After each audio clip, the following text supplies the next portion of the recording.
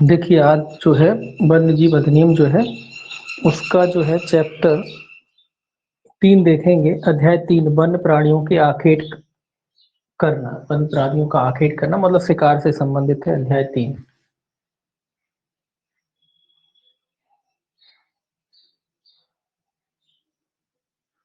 ये वन्य प्राणियों के जो शिकार है उस पर रोक लगाता है।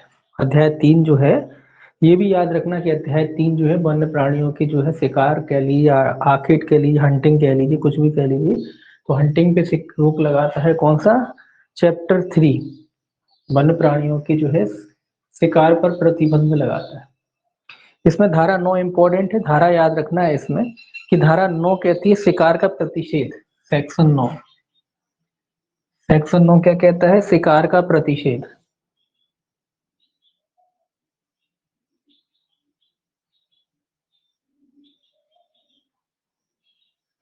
इंपॉर्टेंट धारा है, याद रखना, क्योंकि एक्ट ही इसीलिए बनाया गया है।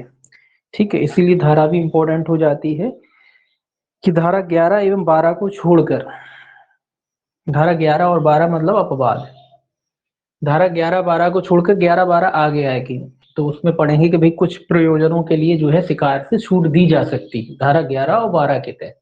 ये भी याद रखना है आपको कि कौन कौन सी धाराओं के तहत जो है शिकार से छूट दी जा सकती है, शिकार करने की अनुमति दी जा सकती है। तो वो धारा 11 और 12 में बताए गए हैं। और धारा 11 12 में जो है कारण बताए गए हैं कि कब जो है आपको शिकार करने की अनुमति दी जा सकती है, किन वजह से आपको शिकार करने की अनुमति दी जा सकती है। तो इसमें आपको पहला पॉइंट याद रखना है कि सेक्शन 11 एवं सेक्शन 12 को छोड़कर,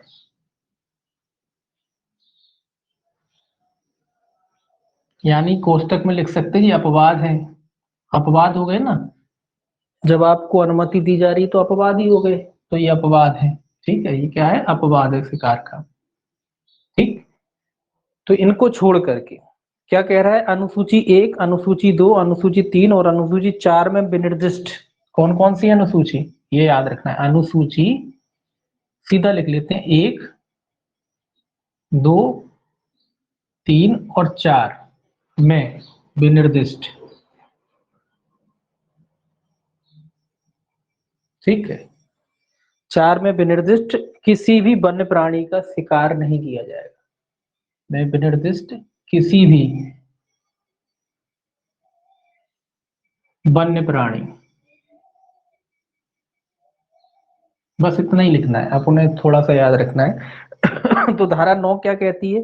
धारा 9 ये कहती है कि धारा 11 और धारा 12 को छोड़कर अनुसूची 1, अनुसूची 2, अनुसूची 3 और अनुसूची 4 में आने वाले विनिर्दिष्ट प्राणी या कह लीजिए वन्य प्राणी जो भी हैं उनका शिकार नहीं किया जाएगा, उनको उनका शिकार नहीं किया जाएगा।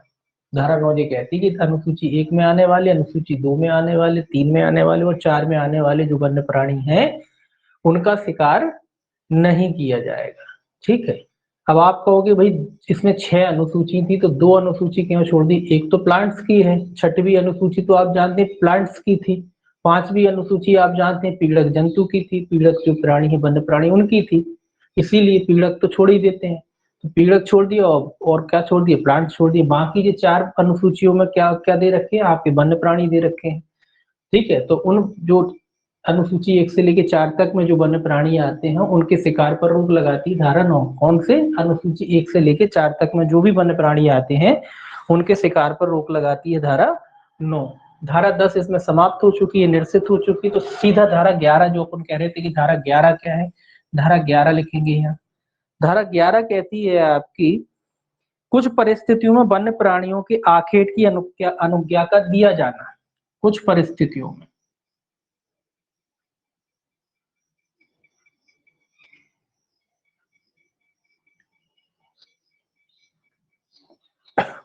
कुछ परिस्थितियों में वन्य प्राणियों की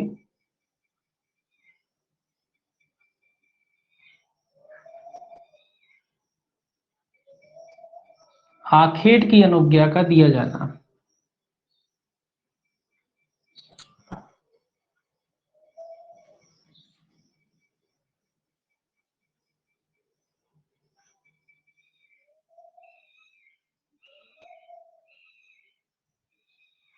दिया जाना।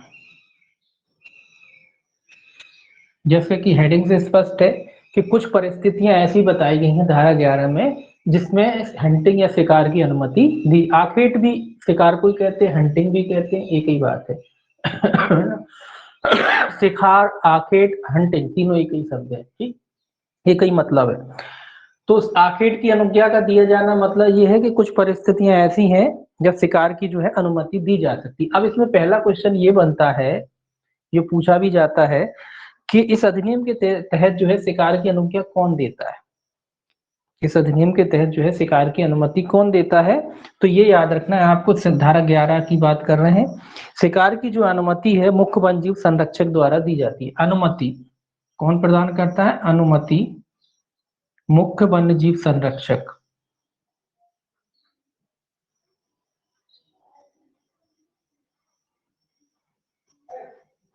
संरक्षक द्वारा, ठीक है।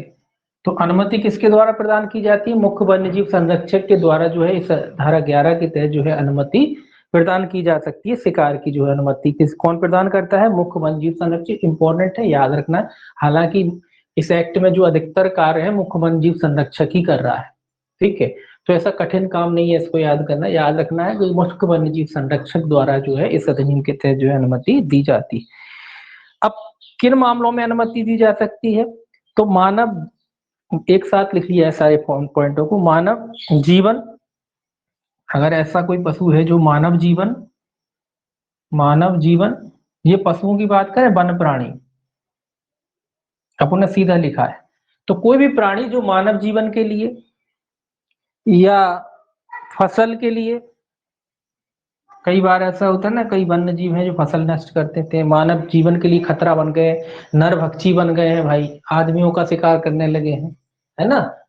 या फिर मान लीजिए फसलों को नुकसान पहुंचाने लगे हैं, या रोगी हो गए हैं, या रोगी हो गया है। अब रोगी हो गया, आप कहोगे रोगी हो गया तो क्यों मार रहे हैं? रोगी हो गया इसलिए मार रहे हैं कि भाई कि किसी अन्य जीव को भी हो सकता है कोई बीमारी, इन्फेक्शन वगैरह फैला दे, इसीलिए रोगी हो गया है, या अशक्त हो गया है, या अशक्त हो गया है।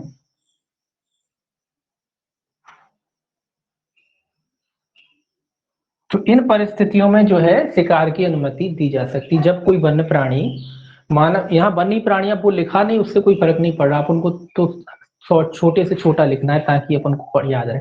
अब चूंकि वन्य प्राणी पढ़ रहे हैं तो वन्य प्राणियों की बात होगी इस एक्ट में, ऐसा तो है नहीं कि कॉमन प्राणियों की बात हो। तो वन्य प्राणी जो है मानव जीवन के लिए खतरा पैदा हो गया है इनसे, या फसलों को खतरा है, या रोगी हो गए हैं, या असक्त हो गए हैं, तो ऐसे वन्य प्राणियों को जो है शिकार करने की अनुमति दी जा सकती है। इसके बाद आता है, जब जीवित पकड़ा ना जा सके तभी मारने की अनुज्ञा दी जाएगी। ये एक शर्त है इसमें कि मारने की अनुमति कब दी जाएगी या शिकार की अनुमति कब दी जाएगी? जब जीवित पकड़ा ना जा सके। ये याद रखना, जब जीवित पकड़ा ना जा सके।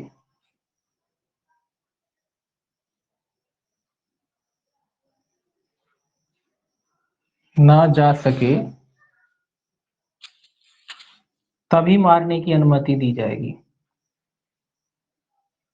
कोष्टक में लिख सकते हैं शिकार की अनुमति दी जाएगी।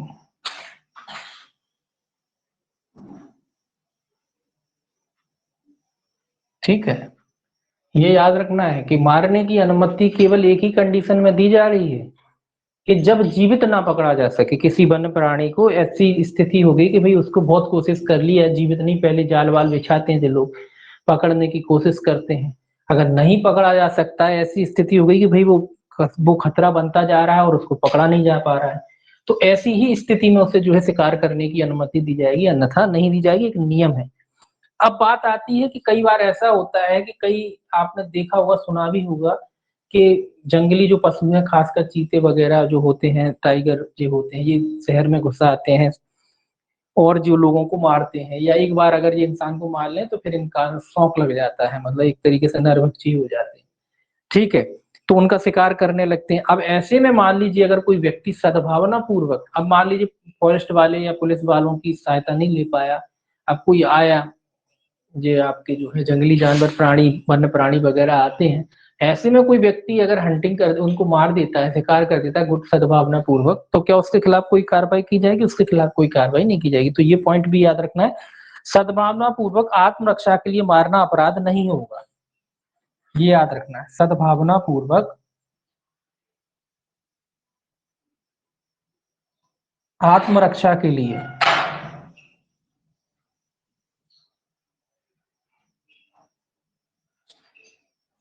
मारना अपराध नहीं होगा।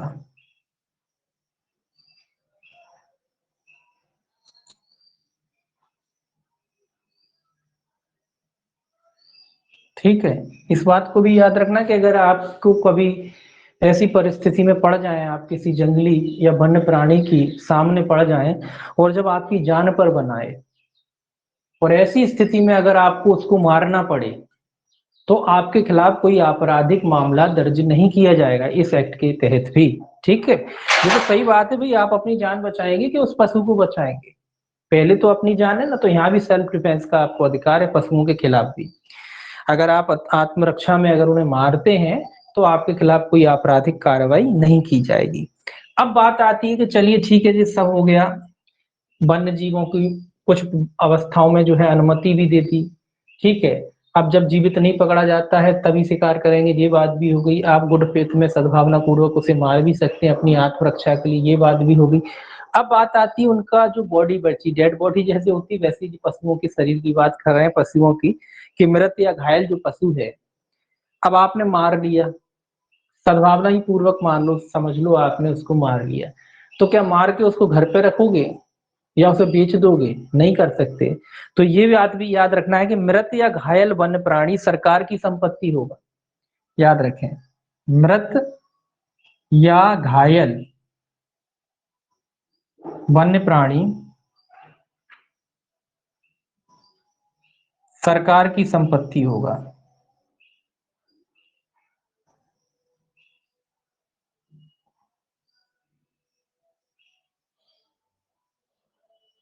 ठीक है, ये याद रखना है आपको कि जो भी मृत पशु है, मतलब वन्य प्राणी, पशु से मतलब यहाँ वन्य प्राणी, तो जो भी मृत वन्य प्राणी है या वन्य जीव है, वो गवर्नमेंट की प्रॉपर्टी, ठीक है, सरकार की संपत्ति होगा। अब आप कहेंगे भाई कौन सी सरकार की होगी? जैसी भी स्थिति होगी उस हिसाब से डिसाइड किया जाएगा कि भाई केंद्र की संपत्ति के राज्य की संपत्ति, वो परिस्थितियों पर डिपेंड करता है, कहाँ मारा गया है, किस एरिया में मारा गया है, कहाँ है, उस हिसाब से डिसाइड कराता है। इसीलिए सरकार शब्द आया है, ये नहीं आएगा कि केंद्र की होगी कि राज्य की होगी, जिस सरकार की संपत्ति होगा। कुछ मामलों में केंद्र की होता है, कुछ मामलों में राज्य की भी हो जाता है ना। तो वो माम परिस्थितियों से डिपेंड करता है कि कौन सा जीव किसकी संपत्ति हुआ, कहाँ मारा गया है, किस एरिया में मारा गया है, हाँ वहां पर किसका राइट है, केंद्र का है कि राज्य का है, वो परिस्थितियों पे डिपेंड करता है। तो कुल मिला के सरकार की संपत्ति जो है वो, जो प्राणी है, चाहे जीवित चाहे मृत हो या घायल अवस्था में हो, वो सरकार की संपत्ति होगा। उस पर आपका कोई राइट नहीं कि बोले हमने शिकार करा तो हमारी होगी, नहीं, आपकी नहीं होगी। ठीक है, अब सेक्शन इसका जो है 12 है, ये कुछ विशेष प्रयोजनों के लिए अनुज्ञा देने की बात कहता है। अभी 11 पढ़ा आपने, जो कुछ परिस्थितियों में वन्य प्राणियों की आखेट की अनुमति देता है, और जो धारा 12 है वो विशेष प्रयोजनों के लिए अनुज्ञा देता है। दोनों ही अनुमति देते हैं, जो कुछ परिस्थितियों में देता है और ये विशेष स्पेशल परिस्थितियों में अनुमति देता है। सेक्शन 12 क्या कहता है, एक मिनट, विशेष परिस्थितियों में जो है वन्य जीव वन्य प्राणी जो है उनके लिए अनुज्ञा देना है। सेक्शन 12 ये कहता है विशेष परिस्थितियों में, चल नहीं रहा,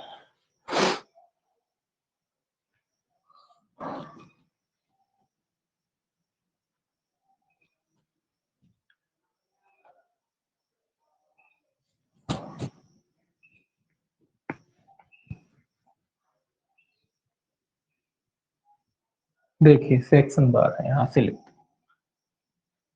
सेक्शन 12 ये कह रहा है विशेष परिस्थितियों में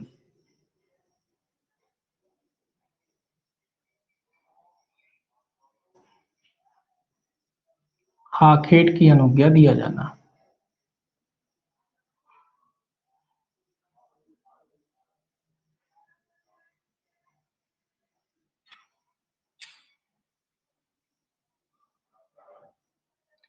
ये कुछ विशेष परिस्थितियों का उल्लेख करती है धारा 12, जहां आखेट की अनुज्ञा जो है दी जा सकती। यहाँ भी वही याद रखना है कि भाई आखेट विशेष परिस्थितियों में भी जो धारा 12 के तहत आखेट की अनुज्ञा दी जानी हो तो वो भी मुख्य वन्य जीव संरक्षक के लिखित आदेश के द्वारा ही दी जाएगी। किसके द्वारा? मुख्य वन्य जीव संरक्षक के कैसे आदेश द्वारा? मौखिक के लिखित? लिखित आदेश द्वारा। लिखित आदेश द्वारा।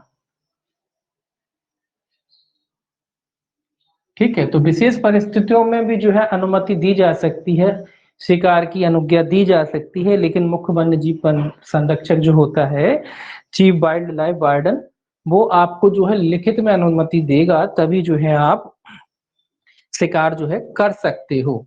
ठीक है, अब ये याद रखना, अब ये चीजें अपन इसमें लिख नहीं रहे, जब कोई भी अनुमति दी जाती है तो आप शिकार कैसे करेंगे, क्या शर्तें होंगी, क्या नियम होंगे, क्या कायदे होंगे, जो तो अनुमति अनुज्ञा जो दी जाती है उसमें लिखे रहते हैं। ठीक है ना, जब भी कोई अनुमति अनुज्ञा दी जाती तो अनुज्ञा में आप जानते ही वो कारण लिखे रहेंगे कि किस तरीके से करोगे, कैसे करोगे, किन नियमों का पालन करोगे, क्या क्या नहीं करोगे, ये सब अनुज्ञा में लिखा रहता है। ठीक है, तो वो तो कॉमन सी बात होगी। अब बात आती है अपने लिए जो इम्पोर्टेंट है वो ये है कि कौन सी वजह है या किन वजहों से जो है अनुमति, जो विशेष जो अनुमति है दी जा सकती। तो विशेष अनुमति में आपको सीधा एक साथ ही लिखेंगे अपन, शिक्षा के लिए दी जा सकती है, शिक्षा के लिए।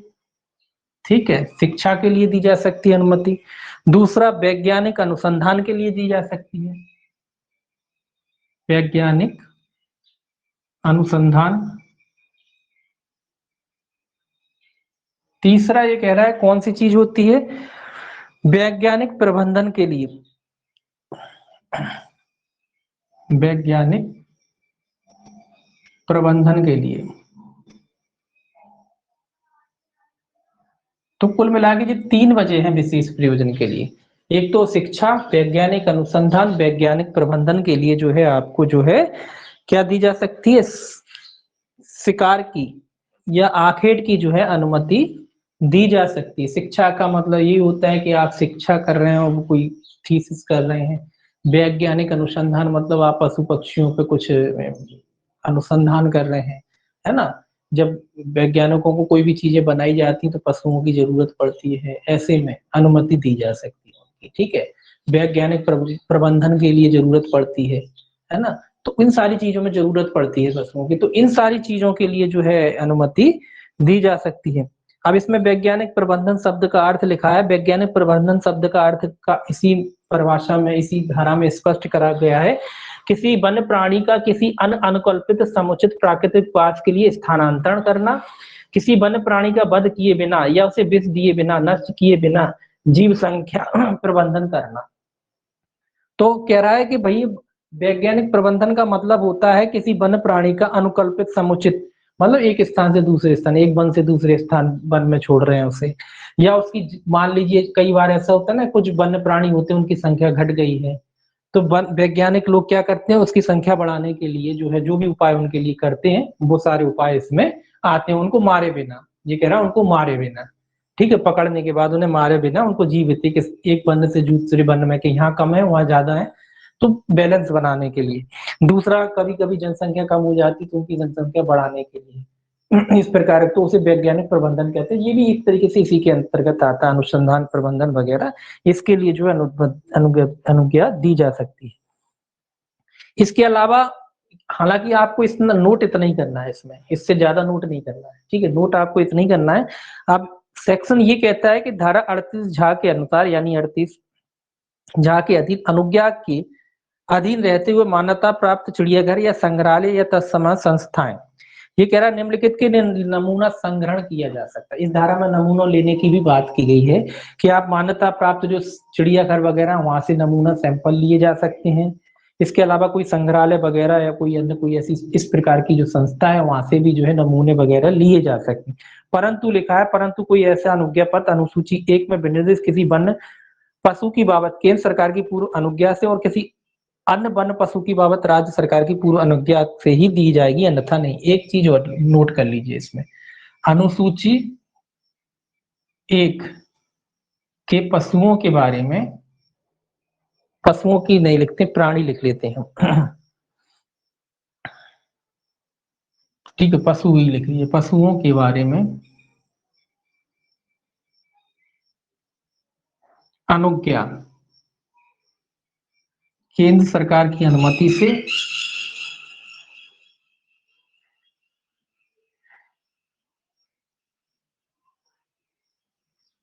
ठीक है, एवं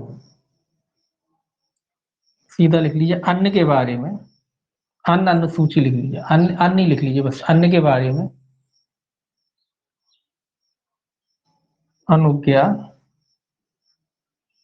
राज्य सरकार की अनुमति से दी जाएगी।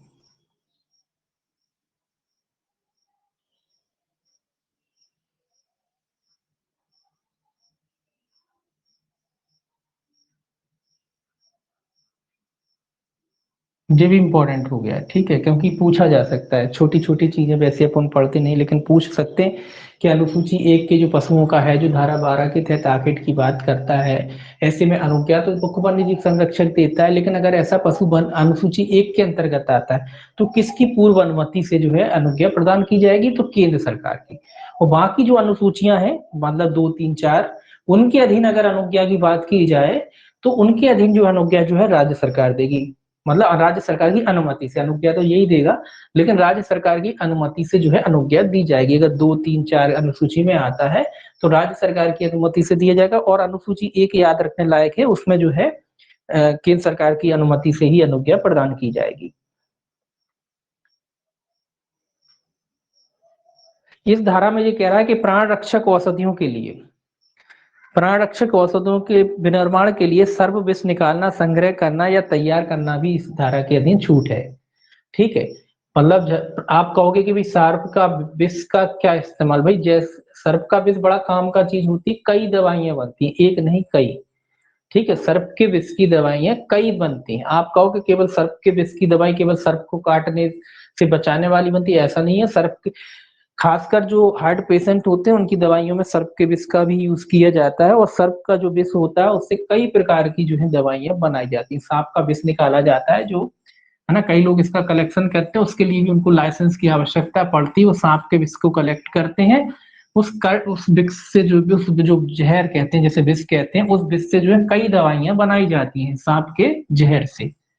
ठीक है, तो लोग डरते हैं सांप से, लेकिन सांप भी आदमी के लिए क्या होता है, वरदान ही है। वो क्या करता है, उसकी कई दवाइयां, और एक नहीं कई दवाइयां, हजारों दवाइयां जो है सांप के विष से बनाई जाती हैं। जब लोगों को, जैसे कि कई प्रकार की दवाइयां होती, बेहोशी वाली दवाइयों में भी इस्तेमाल होता है। इसके अलावा जो कभी कभी आप देख लेते होंगे कि किसी को सांप ने काट लिया, तो वो एंटीडोज भी सांप की दवाई, विष का एंटीडोज विष से ही बनता है। हम कहते हैं ना एंटीडोज, एंटीडोज लगा दिया, भाई एंटीडोज होता क्या है, एंटीडोज उसी से बनता है। विष का काट विष होता है, जहर को जहर ही काटता है। कहते हैं ना, एक पुरानी कहावत सुनी होगी आपने कि बोले जहर को जहर काटता है, तो इसीलिए पुरानी कहावत है कि भाई जहर से ही जहर समाप्त होता है। तो एंटीडोज भी जो है विष से ही प्राप्त होता है, जो जहर है उसका एंटीडोज भी विष से ही प्राप्त होता है। तो इससे कई प्रकार की दवाइयां वगैरह बनती हैं, इसलिए ये धारा कहती है कि जो प्राण प्राण रक्षक औषधि हो गए, प्लांट्स हो गए, और सांप का जहर हो गया, उनको संग्रह करना, तैयारी करना, जो भी ये भी जो है धारा 12 के तहत इसकी भी जो है अनुमति दी जाए। इसको नोट करना चाहे नोट कर सकते हैं नॉलेज के लिए। ठीक है, हालांकि ऊपर जब इतने मोटे अक्षरों में अपने लिख लिया है कि विशेष तरह तो सब आ जाते हैं उसमें। अब देखिए चैप्टर 3A, ये विनिर्दिष्ट पादपों का संग्रहण। क्योंकि वही जंगल में केवल पशु तो नहीं रहते, प्राणी तो नहीं रहते। 13, 14, 15, 16, 17 ये सब की सब धाराएं समाप्त आपकी। ठीक है, अध्याय 3A अलग से चैप्टर है, इस चैप्टर को भी याद रखना है। अध्याय 3A ये प्लांट्स से संबंधित है, पादपों से संबंधित है, पेड़ पौधों से संबंधित है ये चैप्टर आपका। ठीक है, इसमें 17 ABC करके जो है सेक्शन दे रखे हैं, आपके H तक दे रखे हैं। तो सेक्शन 17, सबसे पहले A, 17A, 17A कहता है विनिर्दिष्ट पादपों के तोड़ने, उखाड़ने आदि का प्रतिषेध। यहाँ प्लांट्स की बात कह रहा है कि जो जंगल में प्लांट्स पाए जाते हैं उनको तोड़ने का प्रतिषेध। अब हर प्लांट्स की बात नहीं कर रहा है कि जंगल में हर प्लांट्स तोड़ने का प्रतिषेध है, ये कह रहा है विनिर्दिष्ट मतलब बताए गए प्लांट्स। जो रेयर होते हैं, ठीक है, उनको तोड़ने का प्रतिषेध। तो कह रहा है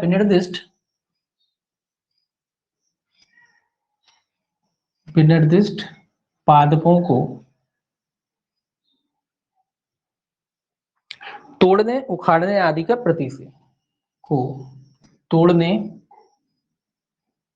उखाड़ने आदि का प्रतिषेध, ठीक है, ये याद रखें। मतलब रोक लगाता है। जैसे धारा 9 आपकी जो वन्य प्राणियों पे रोक लगाती है। अब ये दोनों धाराओं को एक साथ याद रखना, दोनों धाराओं को एक साथ रखना, दोनों प्रतिषेध करती हैं। 17 ये कहती है प्लांट्स का जो एक तरीके से ये शिकारी मान लो आप, है ना, उनको तोड़ना उखाड़ना। तो 17 ये प्लांट्स की बात करती है, उनको तोड़ने उखाड़ने पे रोक लगाती है। और धारा 9 आपकी जो है वन्य प्राणियों के शिकार पर रोक लगाती है। तो इन दोनों धाराओं को एक साथ रखना याद, क्योंकि दोनों इंपॉर्टेंट है, दोनों पूछी जा सकती है। चैप्टर का नाम याद रखना, इस वाले चैप्टर का खासकर। अध्याय 3 इकाई से संबंधित है, विनिर्दिष्ट पादपों से संबंधित है, उनके संरक्षण से संबंधित है। तो अध्याय 3 ए याद रखना है, सेक्शन 17 ए याद रखना है। अब इसमें अपन क्या याद रखना है कि इस अध्याय में जैसा इसमें लिखा है अन्यथा उपबंधित तो उसके सिवाय कोई व्यक्ति, कह रहा है जैसा उपबंधित है उसको छोड़ करके कोई व्यक्ति जो है इस अधिनियम के तहत जो आने वाले प्लांट्स वगैरह है उनका नहीं करेगा। तो किसकी अनुमति से तुमने कहा, केंद्र सरकार द्वारा अधिसूचना द्वारा विनिर्दिष्ट पादपों का जो है तोड़ेगा उखाड़ेगा नहीं। कौन से प्लांट? केंद्र सरकार द्वारा, ये इंपॉर्टेंट है, केंद्र सरकार द्वारा विनिर्दिष्ट पादप,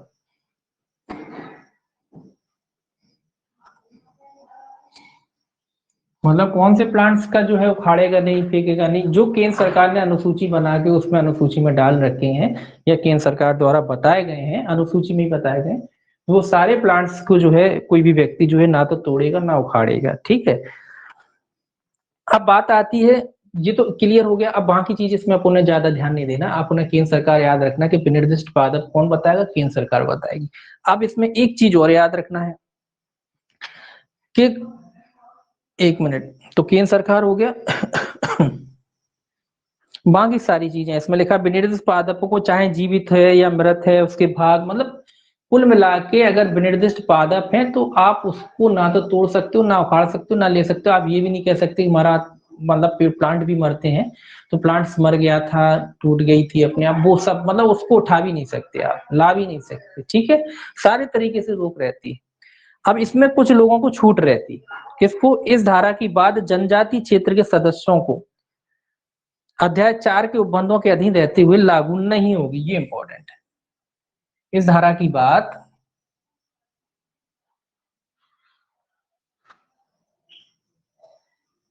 कौन से लोगों को? जनजातीय, जनजातीय जो लोग होते हैं, आदिवासी जो लोग होते हैं, उनकी बात कह रहा है, ठीक है। जनजातीय क्षेत्र के सदस्यों को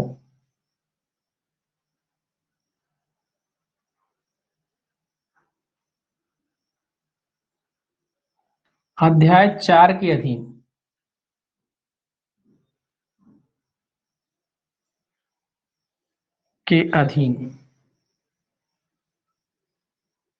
रहते हुए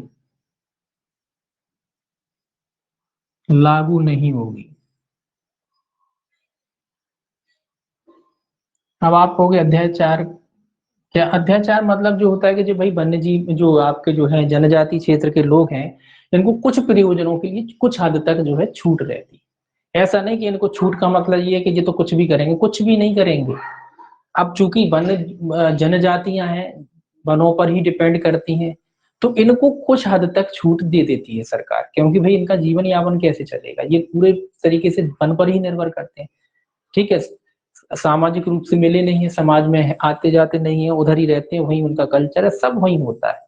तो ऐसे लोगों को कुछ निर्दिष्ट प्रयोजनों के लिए या कह लीजिए कुछ जरूरी आवश्यकताओं के लिए जो है सरकार जो है छूट दे देती है। तो ये कह रहा है कि जनजाति क्षेत्रों के जो सदस्य होते हैं अध्याय 4 के अधीन रहते हुए या अध्याय 4 की शर्तों के अधीन रहते हुए उनको इस धारा की जो है बात लागू नहीं होगी, उन पर लागू नहीं होगा ये पेड़ पौधे तोड़ना। वो तोड़ सकते हैं कुछ हद तक, जितनी उनको छूट है जिस तरीके से उनको छूट दी गई उस तरीके से वो जो है प्लांट्स वगैरह को तोड़ सकते हैं, ठीक है, परंतु में लिखा है ये। तो इसमें केवल 2 ही पॉइंट आपको याद रखना है।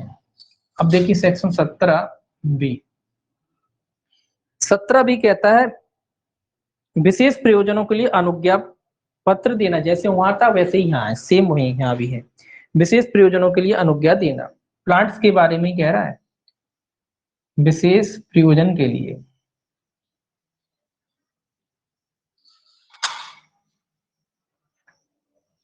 अनुज्ञा देना। जैसे प्राणियों के लिए थी अनुज्ञा विशेष प्रयोजन के लिए, वैसे यहाँ प्लांट्स के लिए भी है। वजह वही है, मुख्य वन जीव संरक्षक राज्य सरकार की पूर्व अनुमति से। कौन अनुज्ञा देता है? मुख्य वन्य जीव संरक्षक। देखिए यहाँ उखाड़ने तोड़ने की बात हो रही थी तो वहां केंद्र सरकार आ गई थी। केंद्र सरकार विनिर्दिष्ट पादपों की सूची तैयार करेगी कि कौन से पादप इस अधिनियम के तहत या कौन से प्लांट जो है विनिर्दिष्ट माने जाएंगे, रिस्ट्रिक्टेड माने जाएंगे, तोड़ने से रोक होगी, वो केंद्र सरकार तय करेगी। अब अनुमति की बात कह रहा है तो वही एक ही चलेगा, मुख्य वन जीव संरक्षक। मुख्य वन जीव संरक्षक लिखेंगे, मुख्य वन्य जीव संरक्षक, ठीक है। किसकी मुख्य वन जीव संरक्षक भी यहाँ डायरेक्ट नहीं देगा, राज्य सरकार की पूर्व अनुज्ञा से, ये याद रखना है, राज्य सरकार की पूर्व अनुज्ञा से। मतलब मुख्य वन जीव संरक्षक आपको अनुमति दे सकता है, लेकिन उसके लिए भी राज्य सरकार की पूर्व अनुमति से ही वो देगा। मतलब राज्य सरकार से पूछकर ही आपको अनुमति देगा, अन्यथा नहीं देगा वो। तो ये इंपॉर्टेंट है कि जब पेड़ों को विशेष प्रयोजनों के लिए जो उसे तोड़ना हो, उखाड़ना हो, उसकी जरूरत हो, तो जो अनुमति दी जाएगी मुख्य वन जीव संरक्षक द्वारा दी जाएगी, लेकिन उसमें भी जो है वो राज्य सरकार से पूर्व जो है अनुमति प्राप्त करेगा, उसके बाद वो जो है आपको अनुमति प्रदान करेगा। अब बात आती है कि किन किन वही प्रयोजन वही सेम है, शिक्षा, वैज्ञानिक अनुसंधान, जड़ी उद्यान के संग्रहण, परिरक्षण और प्रदर्शन केंद्र द्वारा अनुमोदित किसी व्यक्ति या संस्था द्वारा संवर्धन करना है। तो किस लिए सीधा लिखा है इसमें, शिक्षा के लिए किया जा सकता है अनुमति, शिक्षा, ठीक है, शिक्षा के प्रयोजन के लिए, वैज्ञानिक अनुसंधान के लिए,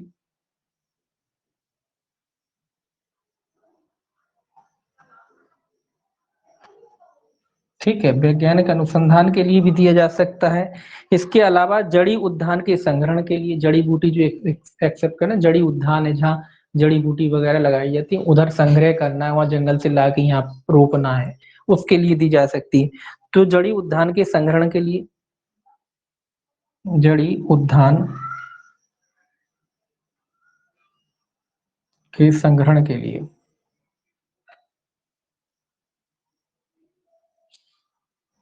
भाई जंगल में कई जड़ी बूटी पाई जाती है, अब उसके लिए जड़ी उद्यान बना दिया गया है। तो जड़ी उद्यान जो बनाया गया है, उस जड़ी उद्यान में जो है, उद्यान में क्या करना है, संग्रहण करना है, पेड़ पौधों को लाते हैं ना भाई वहां से, भाई ऐसी कोई जातियां हैं पेड़ों की, प्लांट्स की, जो जंगलों में ही पाई जाती है, उनको डेवलप करना है, तो जड़ी उद्यान बना रखे हैं, वहां पे लाके यहाँ रोपा जाता है, तो उसके लिए दी जा सकती है। परिरक्षण और प्रदर्शन के लिए दी जा सकती है, परिरक्षण और प्रदर्शन।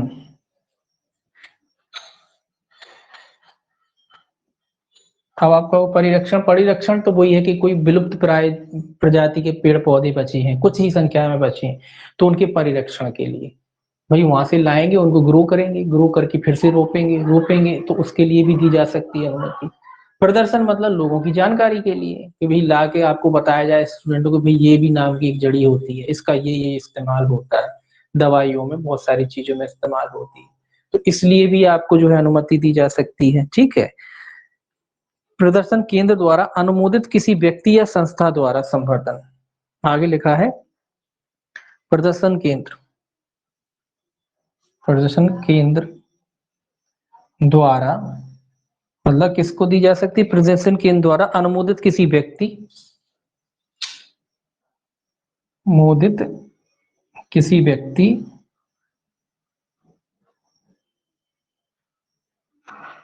या संस्था को, ठीक है, इनको दी जा सकती है। कोई वैज्ञानिक शैक्षणिक मतलब प्रदर्शन के परीक्षण और प्रदर्शन के द्वारा अनुमोदित कोई व्यक्ति हो सकता है, कोई संस्था हो सकती है, उनको अनुमति दी जा सकती है कि भाई आप तोड़ के ला सकते हो, उखाड़ सकते हो, उनका परीक्षण कर सकते हो, लोगों को दिखा सकते हो, है ना। इसलिए जो है अनुमति वगैरह दी जा सकती है। इसमें भी केवल इतना ही आपको नोट करके याद रखना है, ठीक है। अब आगे देखेंगे, देखिए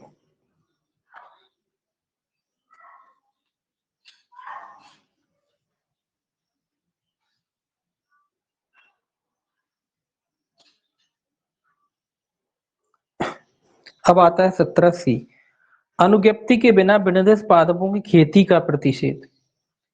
ये कह रहा है कि भाई विनिर्दिष्ट पादपों की आप खेती भी नहीं कर सकते बगैर अनुमति के। अनुज्ञप्ति के बिना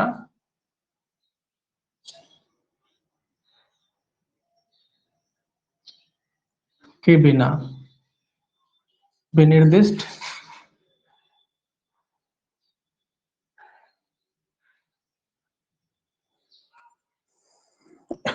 पादपों की खेती का प्रतिषेध।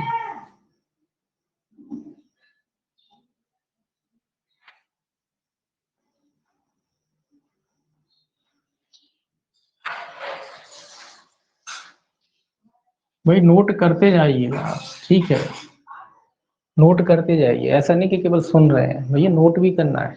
नोट करिए तभी आपको फायदा होगा। थोड़ा थोड़ा नोट कर लीजिए, एक्ट वैसे देखेंगे तो काफी बड़ा लगेगा, लेकिन जब आप नोट करके पढ़ेंगे फिर बहुत आसान लगेगा, ठीक है। तो विनिर्दिष्ट पादपों का जो है खेती की जो है अनुज्ञा, मतलब खेती की अगर आपके पास अनुज्ञा नहीं है तो आप खेती भी नहीं कर पाओगे। ये कह रहा है अगर आपको ऐसे, इसमें भी वही है, मुख्य वन जीव संरक्षक राज्य सरकार द्वारा प्राधिकृत, या इसमें आपको अनुमति कौन दे सकता है विनिर्दिष्ट पादपों की खेती की? मुख्य वन्य जीव संरक्षक। एक चीज इसमें थोड़ी सी अलग आ जाती है, मुख्य वन्य जीव संरक्षक, ये तो है ही, पूरे एक्ट में यही चलेगा, ठीक है, मुख्य वन जीव संरक्षक यही चलेगा। या ये थोड़ा सा चेंज, राज्य सरकार द्वारा प्राधिकृत अधिकारी, ठीक है, ये थोड़ा सा अलग है कि भैया या मुख्य वन जीव संरक्षक दे सकता है, या फिर राज्य सरकार ने कोई अलग से कोई प्राधिकारी अनुमति देने के लिए नियुक्त कर रखा हो, तो उस अधिकारी की अनुमति से ही जो है आप जो है विनिर्दिष्ट पादपों की खेती कर सकते हैं। या तो मुख्य वन जीव संरक्षक देगा, या फिर राज्य सरकार ने स्पेशल कोई एक अधिकारी नियुक्त कर दिया हो इसके लिए अनुमति देने के लिए, तो उस अधिकारी की अनुमति से ही जो है आप विनिर्दिष्ट पादपों की क्या कर सकते हैं, खेती कर सकते हैं। इस धारा की बात ये कहता है वन्यजीव संरक्षण संशोधन अधिनियम 1951 के प्रारंभ से पूर्व। अब ये कह रहा है, ये हमेशा हर एक्ट में आता है ये बात, कि मान लो कोई व्यक्ति इस अधिनियम के लागू, इस अधिनियम से मतलब है 1991, अगर लिख ही लेते हैं इस धारा की बात, इस धारा की बात, धारा ही लिखना पड़ेगा, इस धारा की बात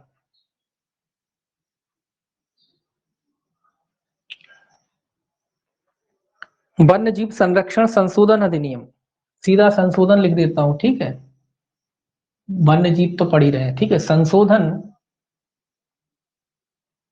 अधिनियम 1991, बस इतना। बाकी अपन कहेंगे संशोधन अधिनियम कौन सा, इसे यही पढ़ना, वन्य जीव संरक्षण संशोधन अधिनियम, तो उसी का सीधा लिख दिया संशोधन अधिनियम 1991 के प्रारंभ से पूर्व खेती करने वाले व्यक्ति पर, के प्रारंभ से पूर्व, मतलब जब लागू हुआ था उससे पहले से खेती कर रहा था, प्रारंभ से पूर्व खेती करने वाले पर, वाले पर। अब भाई ठीक है, खेती करने वाले पर लागू नहीं होंगे, कब तक लागू नहीं होंगे, खेती करने वाले पर 6 माह की अवधि तक, कितनी अवधि तक, 6 माह की अवधि तक, की अवधि तक। अब आप कहोगे कि 6 माह की अवधि तक ही लागू नहीं, आगे और भी है, अथवा, अथवा भी है, मान लो छह, अगर कोई व्यक्ति इस अधिनियम के लागू होने से पहले से खेती कर रहा था, 1991 की बात कर रहे हैं, 1991 के लागू होने से पहले से खेती कर रहा था, तो उस पर ये कह रहा है कि 6 महीने तक ये वाले जो नियम है अनुमति, ये वाले नियम का मतलब है अनुमति लेने का जो नियम है वो उस पर 6 महीने तक लागू नहीं होगा। बगैर अनुमति के वो 6 माह तक खेती कर सकता है। लेकिन अगर मान लीजिए उस व्यक्ति ने 6 माह की अवधि के भीतर, 6 माह की अवधि तक अथवा आवेदन किए जाने पर, मतलब 6 माह की अवधि के भीतर अगर उसने आवेदन कर दिया है, तब जब तक अनुमति अनुज्ञप्ति नहीं मिल जाती तब तक लागू नहीं होगी। ठीक है, अथवा जब अनुमति, जब आवेदन कर दिया है, अथवा जब आवेदन कर दिया है, आवेदन कर दिया है, अनुमति, आवेदन कर दिया है, अनुज्ञप्ति जब तक अनुज्ञप्ति नहीं मिल जाती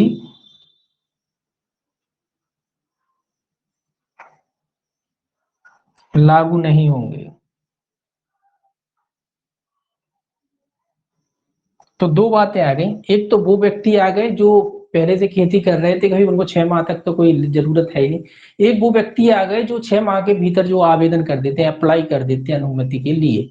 तो ऐसे व्यक्ति जिन्होंने अप्लाई कर दिया है अनुमति के लिए, उनको, उन पर ये जो है अनुज्ञप्ति की बात तब तक लागू नहीं होती जब तक उनको अनुज्ञप्ति नहीं मिल जाती है, या अनुज्ञप्ति कर चुके हैं पहले। तो जिन व्यक्तियों को अनुज्ञप्ति नहीं मिल जाती है तब तक ये धारा उन व्यक्तियों पर लागू नहीं होती। ठीक है, केवल इतना ही याद रखना है इसमें आपको। अब देखिएगा 17D आ जाएगा, यहाँ नीचे आ जाएगा 17C के बाद आता है डी। 17D क्या कहता है आपका? 17D कहता है आपका अनुज्ञप्ति के बिना विनिर्दिष्ट पादपों में व्यवहार करने का प्रतिषेध। ये खेती करने का प्रतिषेध था, ये उसका कह रहा है व्यवहार, मतलब आप बेच खरीद फरोख्त नहीं कर सकते, उसका भी बात कह रहा है। अनुज्ञप्ति के बिना, अनुज्ञप्ति के बिना विनिर्दिष्ट पादपों का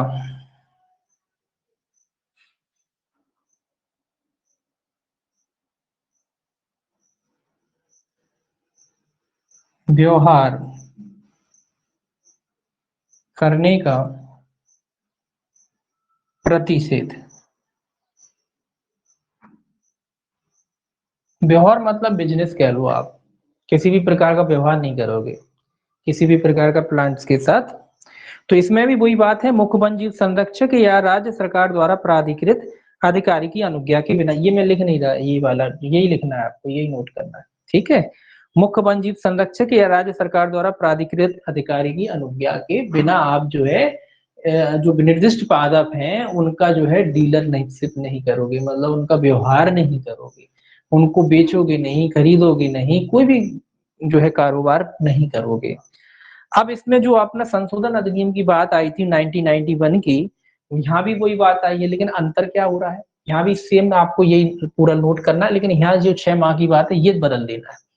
यहाँ क्या दिक्कत, यहाँ क्या कह रहा है कि वन्य जीव संरक्षण संशोधन अधिनियम 1951 के प्रारंभ से ठीक पूर्व, जैसे वहां खेती कर रहा था कोई व्यक्ति, अगर संशोधन अधिनियम 1991 है, इससे पहले कोई व्यक्ति व्यवहार करता था प्लांट्सों का जो विनिर्दिष्ट पादपों की श्रेणी में अब आने लगे, तो ऐसे प्राणों, ऐसे पादपों का जो व्यक्ति जो है कारोबार करता था या आजीविका चलाने पर, मतलब आजीविका चलाने के लिए वगैरह ये सारी चीजें, तो 60 दिन की अवधि के लिए या आवेदन किए जाने पर अनुज्ञप्ति प्राप्त नहीं हो जाती तब तक उस पर लागू नहीं होंगे। ऐसे व्यक्ति पर 60 दिनों तक, 60 दिनों, यहाँ 60 दिन जोड़ लेना, बस 6 माह की जगह 60 कर लेना, या जब आवेदन कर दिया है तो जब तक आवेदन प्राप्त नहीं हो जाता, अनुमति प्राप्त नहीं हो जाती तब तक उस पर लागू नहीं होंगे। सेम बात आएगी, बस 6 की जगह यहाँ क्या हो जाएगा, 60 हो जाएगा।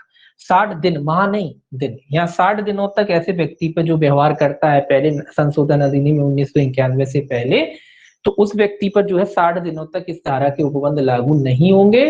और अगर उसने आवेदन कर दिया है तो जब तक उसे अनुमति नहीं मिल जाती तब तक ऐसे व्यक्ति जो व्यवहार करता था विनिर्दिष्ट पादपों का, उस पर यह धारा लागू नहीं होगी। ठीक है, तो दोनों में अंतर बस इतना है, खेती के लिए 6 माह की छूट दी जा रही है और व्यवहार के लिए 60 दिनों की छूट दी जा रही है। बस ये याद रखना है, ये आपको याद रखना है कि व्यवहार के लिए जो छूट है 60 दिनों की है, और आपके जो है खेती के लिए जो छूट है वो 6 माह की है। ये याद रखना है, वो 6 महीने की छूट है। अब आप कहोगे 6 माह की छूट क्यों है, और यहाँ 60 ही दिन की छूट क्यों है? तो उसका सीधा सा रीजन होता है कि अगर कोई व्यक्ति मान लीजिए खेती कर रहा है, तो भाई खेती कर रहा, मान लो खेती कर रहा था, उसने फसल बो दी, उस समय कोई रोक टोक नहीं थी, है ना, उस समय कोई रोक टोक नहीं थी, उसने खेती कर दी थी। अब खेती कर दी, फसल बढ़ गई, अब फसल बढ़ने में पकने में 3-4 महीने 6 महीने लगते हैं, 4-5 महीने लगते हैं फसल पकने में। तो भाई यार ऐसा थोड़ी होगा कि भाई उसने बो दी, अब सरकार के हमारे हमने बोले निकाल दी, उसकी जब्त कर लो, ऐसा थोड़ी होगा, उसको छूट दी जाती। इसीलिए कि या तो आगे करे ही ना, करना चाहता है तो अनुमति ले ले, ठीक है। और यहाँ 60 दिन की बात है, व्यवहार ही था तो 2 महीने बहुत होते हैं व्यवहार को, अपने जो भी आप करते थे, लेन देन करते थे, जो भी पुराना आपका स्टॉक कहते हैं, स्टॉक बचा था निकाल दो, है ना। अब आगे आगे जो है 60 दिनों तक तो आपको पे लागू होना नहीं, तो आपका जो भी बचा है, जो भी आप स्टोर करके रखते हैं, हर डीलर हर जो बिजनेस करता है वो रखता है, तो वो भी माल है वो निकाल देंगे, आप पे लागू नहीं होगा, बगैर अनुमति के ही बेच पाओगे, अपना जो माल है निकाल लोगे। तो 60 दिन उसके लिए पर्याप्त होते हैं, इसीलिए वहां खेती में 6 माह की अवधि की छूट दी जाती है, और यहाँ 60 दिन की जो है छूट दी जाती है। अब कहता है स्टॉक की, अब स्टॉक की बात आ रही थी तो स्टॉक ही आ गया। 17 कहता है स्टॉक की घोषणा। 17 ये कह रहा है स्टॉक की घोषणा।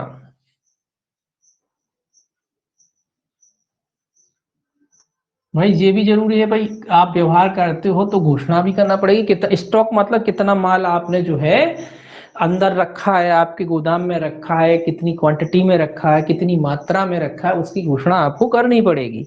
तो 17 ही कहता है, यही संशोधन अधिनियम जो है 1991 के प्रारंभ होने के भीतर, मतलब यह बात कह लो, जब संशोधन अधिनियम जो है प्रारंभ होता है, प्रारंभ होने के 30 दिनों के भीतर आपको जो है घोषणा करनी है। संशोधन अधिनियम 1991 की ही बात हो रही है, इसको बार बार नहीं लिखेंगे अपन, एक बार लिख लिया तो संशोधन अधिनियम, केवल संशोधन अधिनियम 1991 ही से चलेगा।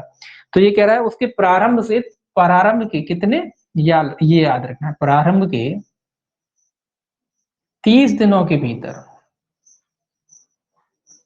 के भीतर, मतलब जैसे ये अधिनियम लागू हुआ उसके 30 दिनों के भीतर जो है आपको घोषणा करना पड़ेगा कि जो विनिर्दिष्ट पादप वगैरह है उसका कितना स्टॉक आपके पास है। कितने दिन में घोषणा करोगे, 30 दिन में। अब घोषणा तो करोगे, कहाँ करोगे, का पेपर में निकलवाओगे, नहीं, मुख्य वन जीव संरक्षक या राज्य सरकार द्वारा प्राधिकारी को जो है इसकी घोषणा करोगे आप, मतलब घोषणा मतलब बताओगे, यही मुख्य घोषणा का मतलब यही होता है, बताना, बताओगे आप। मुख्य वन जीव संरक्षक, ये फिर से ही वही आ गया, मुख्य वन जीव संरक्षक, या फिर कौन हो सकता है, या राज्य सरकार द्वारा प्राधिकृत अधिकारी द्वारा प्राधिकृत अधिकारी, ठीक है। इनको आपको घोषणा करनी पड़ेगी, कितने दिन में करनी पड़ेगी, 30 दिन में करनी पड़ेगी, ये इंपॉर्टेंट है।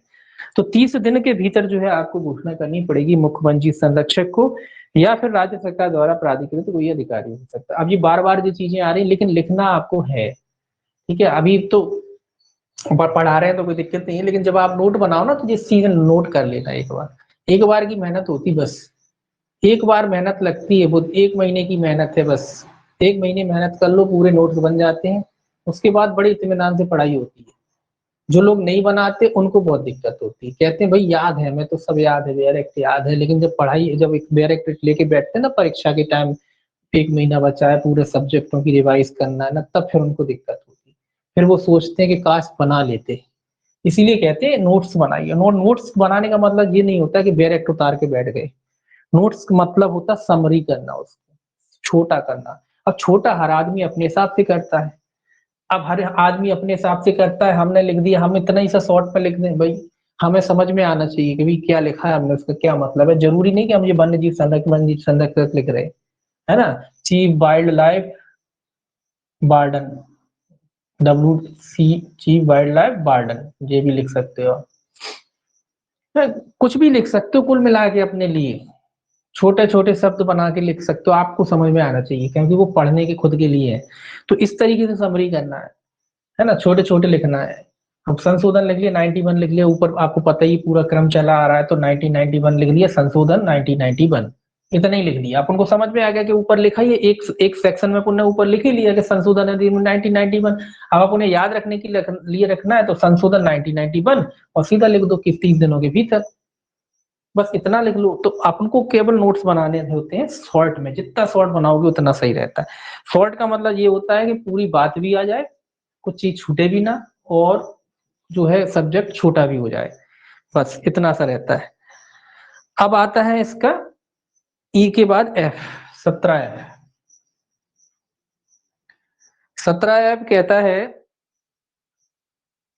स्टॉक की घोषणा हो गई,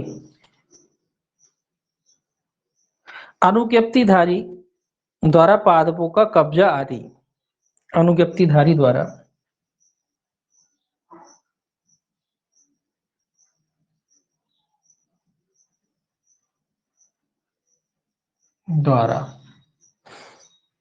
अनुज्ञप्तिधारी द्वारा पादपों का कब्जा आदि।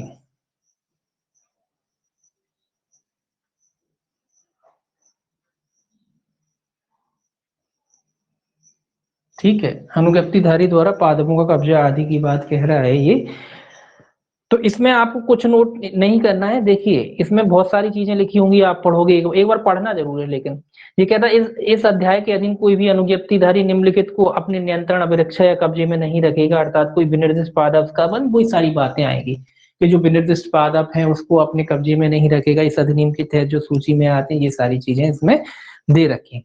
तो आपको क्या नोट करना है इसमें, वो सारी बातें आपके नॉलेज के लिए है, केवल उसको याद नहीं करना। उसमें कोई ऐसी चीज नहीं कि जिससे कोई क्वेश्चन बने, केवल हेडिंग का क्वेश्चन है कि कोई अपने कब्जे में नहीं रखेगा। तो ये कौन से तो सीधा इसमें एक चीज याद रखना कि शर्तों के अनुसार ही कब्जे में रखेगा, अन्यथा नहीं, बस इतना याद रखना। शर्तों, यही सार है इसका, शर्तों के अनुसार ही कब्जे में रखेगा, अन्यथा नहीं। जो आपने पढ़ा ना पूरा, उसका यही सार है कि जो भी शर्तें हैं, नियम है, कायदे हैं, कानून है, उन्हीं के साथ, उन्हीं के द्वारा जो है कोई भी अनुज्ञप्तिधारी, अनुज्ञप्ति मिल गई, लाइसेंस मिल गया, इसका मतलब ये नहीं कि कुछ भी रख लोगे। तो जो शर्तें, जो कायदे, जो नियम है, उनके अनुसार ही आप जो है प्लांट्स वगैरह जो है उनको अपने कब्जे में रखेंगे, अन्यथा नहीं रख सकते आप अपने कब्जे में। ठीक है, तो इसको एक बार पढ़ लेना है आपको। इसमें कोई खास चीज नहीं है ऐसी कि भाई उखाड़ना, संग्रह करना, बहुत कॉमन बातें लिखी है। ठीक है, कॉमन बातें लिखी, उन कॉमन बातों पे क्वेश्चन नहीं बनते। बस इतना याद रखना कि शर्तों के अनुसार ही अपने कब्जे पे रखेगा, अन्यथा नहीं रखेगा। ठीक है, अब देखिए 17F की बात आता है जी। 17G कहता है आपका विनिर्दिष्ट पादपों का क्रय करना, क्रय ही है, कहाँ गया, हाँ क्रय करना, विनिर्दिष्ट पादपों का क्रय करना।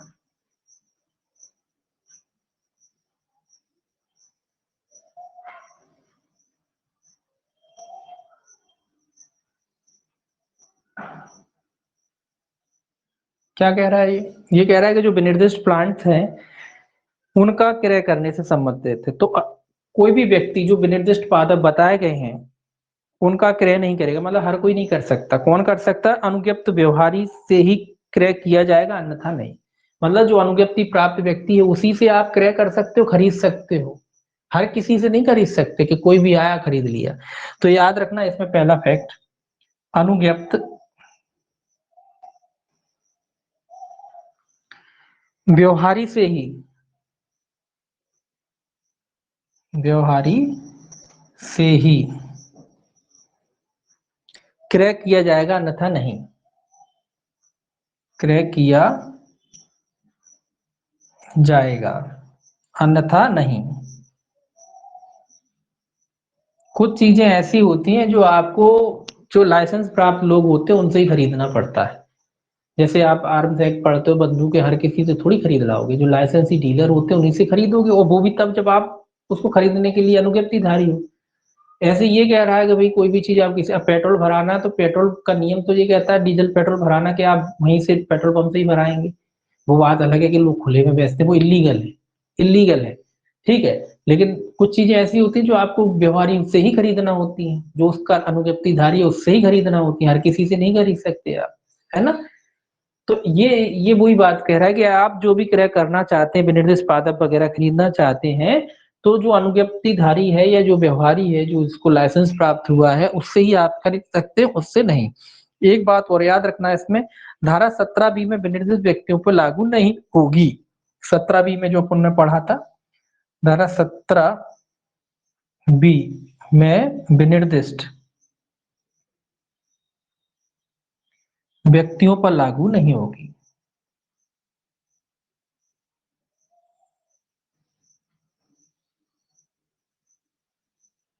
ठीक है, इन लोगों पे लागू नहीं होगी जो 17 बी में विनिर्दिष्ट व्यक्ति थे। 17 बी में कौन थे? 17 बी में वही आदिम जनजाति थे। 17 ए देखिए, 17 बी देखिए, उसमें लिखा था 17 बी है। 17 बी में विनिर्दिष्ट जो है व्यक्तियों पर जो है लागू नहीं होगी। 17 बी 17 बी में विनिर्दिष्ट वो है वैज्ञानिक शिक्षा, वैज्ञानिक अनुसंधान, किसी वैज्ञानिक संस्था से जुड़े उद्यान, संग्रहालय वगैरह, इन लोगों पे कह रहा है, इन लोगों पे लागू नहीं होगी। जो छूट वाले थे ना जो लोग, उनकी बात कह रहा है, जो इस अधिनियम के तहत छूट दे दी गई थी कि भैया आप कर सकते हो, उन लोगों की बात कह रहा है। 17H यहाँ थोड़ा सा मिटाना पड़ेगा। 17H लास्ट है इसका सेक्शन, वो और देखिए, सेक्शन 17H, ये इसका लास्ट सेक्शन। ये कहता है पादपों का सरकारी संपत्ति होना। जैसे वहां वन्य प्राणी सरकारी संपत्ति होते, वैसे पादपों का सरकारी संपत्ति होना।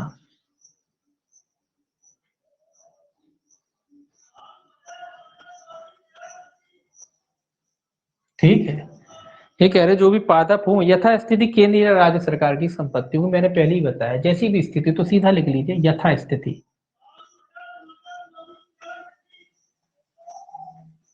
केंद्र या राज्य सरकार संपत्ति होंगे। ठीक है, इतना ही पर्याप्त है। और उसमें अलग अलग दे रखा है, उसमें क्लॉज 1 क्लॉज 2 करके दे रखा है, और फिर उसमें बता रखा है कि भाई कहाँ राज्य की कहाँ केंद्र की है। तो उससे मतलब नहीं है, आप तो बस इतना याद रखना कि यथा स्थिति मतलब जैसी भी स्थिति, कुल मिला के अगर वो जहां से जो पादप या प्लांट्स तोड़ा जाता है, अगर वो केंद्र के अधीन आने वाली संपत्ति है ना, तो फिर वो केंद्र की संपत्ति होगा, है ना। अगर राज्य के अधीन आने वाली संपत्ति है तो फिर राज्य राज्य राज्य जो है राज्य के अधीन होगा, उसका जो है राज्य सरकार जो है के अधीन होगी, मतलब उसकी संपत्ति होगी, राज्य की संपत्ति मानी जाएगी, है ना। केंद्र के अधीन आने वाला कोई क्षेत्र है तो केंद्र की संपत्ति मानी जाएगी, यही सार है इसका। तो इसमें ये आपको केवल इतना ही जो है याद रखना है। ये हो गया आपका अध्याय 3A। अब अध्याय 4 जो है कल देखेंगे, अध्याय 4 इसको आराम से ही पढ़ना है बिल्कुल। ठीक है, अभी आराम से ही पढ़ेंगे, आराम से पढ़ेंगे ये वाले एक्ट, क्योंकि इसमें कोई दिक्कत नहीं है। आप सोच रहे हो ना 9 एक्ट जुड़े, 9 एक्ट में केवल ये एक्ट और आपका फूल वाला, बस वही एक्ट है, बाकी तो छोटे छोटे एक्ट हैं। बाकी जितने एक्ट है ना वो बहुत छोटे हैं, उनमें इतना टाइम नहीं लगने वाला। जितने भी एक्ट जुड़े, माता पिता वगैरह, गौवंश वगैरह, ये सब बहुत छोटे एक्ट हैं, बहुत छोटे, बहुत इजी एक्ट है, केवल यही डेट बढ़ एक्ट है, सकती है क्या इसीलिए सर? हम बोल रहा है। डेट बढ़ सकती है क्या सर? अभी कुछ नहीं कह सकते, बढ़ने का संभावना तो है, और लग भी क्योंकि रहा वो है कि 3 साल जिनको रिलैक्सेशन दिए वो तो आएंगे ना भरने फॉर्म। वो तो पहले से वैसे ले लिया है। अब लेकिन वो अच्छा। बात ये है ना कि पीएससी अपना, मेरे ख्याल से पीएससी अभी फाइनल जो है अपना वो और निकालेगी, इस सब एग्जामों को जो है, क्योंकि अब उसे सारे एग्जाम कराना है। ऐसा तो नहीं कि सारे एग्जाम छोटे इंटरव्यू करा ले बीच में, तो सारे एग्जामों के लिए मुझे लगता है कि पीएससी वाले दोबारा से फाइनल जो है अपना कैलेंडर निकालेंगे, फिर वो फाइनल एग्जाम कराएंगे। और सिलेबस सिलेबस जीके क्या हटेगा? अब सिलेबस का सुन तो रहे हैं, बहुत तेजी से अफवाह सुन रहे हैं, अफवाह कह लो या रियल कह लो, जीके का सुन रहे हैं। वो देखिए, डेट बढ़ाने के लिए कोई बहाना तो चाहिए ना, चाहिए तो सिलेबस तो कर हम्म। सकते हैं, क्योंकि उन्हें डेट बढ़ाना है, ये तो तय है कि वो डेट बढ़ाएंगे, और डेट बढ़ाएंगे तो कुछ ना कुछ तो उसमें करना पड़ेगा ना, एकदम बगैर किसी वजह के तो डेट बढ़ाएंगे नहीं, है ना। तो हो सकता है कि जीके हटा के एक या ये सुन रहे हैं कि जीके हटा के 2-3 एक्ट और शुरू ऐड करेंगे माइनर, तो एमपी के लोकल के ये ऐड कर सकते हैं, लोकल कुछ एक्ट ऐड कर सकते हैं। तो अब उनको वजह तो चाहिए ना डेट बढ़ाने के लिए, बगैर वजह जैसे अभी अभी वजह थी उनको डेट बढ़ाने की, उन्होंने सिलेबस चेंज कर दिया डेट बढ़ाने के चक्कर में। अभी डेट बढ़ाना है, सिलेबस चेंज कर दो, एक वजह मिल जाएगी। तो अब दूसरी वजह ये, मैं पहले डेट बढ़ाई थी उसमें आपने जगह बढ़ाने के बाद खोल दिया था फॉर्म भराने के लिए, अब ये वजह बना ली, तीसरी बार जीके हटा के वजह बना ले, तो डेट बढ़ाएंगे वो तक है 80-90% चांस है डेट बढ़ने, चांस तो है, लेकिन अपन तो वही मान के चलेंगे जब तक वो घोषणा नहीं कर देते तब तक तो यही मान के चलिए, है ना। वैसे भी वो अगर पढ़ाएंगे भी तो आपका ये अक्टूबर के लास्ट में या उसका कर देंगे, नवंबर तक बता ही देंगे। ठीक, ठीक। चलिए ठीक है, अपना पढ़ाई करिए।